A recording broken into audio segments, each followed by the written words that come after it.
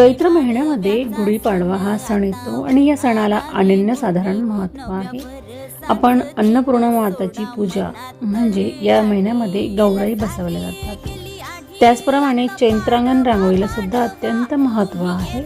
त्याचबरोबर आपल्या मेन दरवाजाला निंबाची जी डहाळी आहे त्यापासून आपल्याला तोरण बनवायचं आहे आणि ते तोरण लावायचं।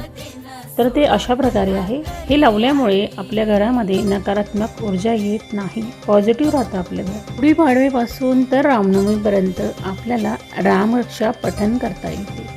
जसं आपण देवीची नवरात्र म्हणतो ना, तसंच ही रामाची सुद्धा नवरात्र असते। तर गुढीपाडव्यापासून तर रामनवमीपर्यंत आपल्याला शक्य होईल तितक्या वेळेस रामरक्षेचं पठण करू शकतो। तर हा इतका पवित्र आणि महत्त्वाचा सण आहे। नवीन वर्षाची सुरुवात सुद्धा या गुढीपाडव्यापासूनच आपण म्हणत असतो मराठी महिन्याप्रमाणे। तर आपल्या अंगणामध्ये रांगोळी काढण्यापासून मेन डोरला दरवाजावर तोरण लावण्यापासून तोरणाचे अनेक प्रकार असतात। त्यामध्ये तुम्ही जास्त करून पानांचं तोरण किंवा एखाद्या कपड्यांनी बनवलेलं तोरण, हे कवडींचं तोरण, रुद्राक्षाचं तोरण अशा तोरणांचा समावेश करत चला। अशा प्रकारे आपण येणाऱ्या या सणाचं स्वागत करायचं आहे आणि माता लक्ष्मीला प्रसन्न करण्यासाठी आपण धनलक्ष्मी कुंचम सेवासुद्धा करू शकतो या दिवशी।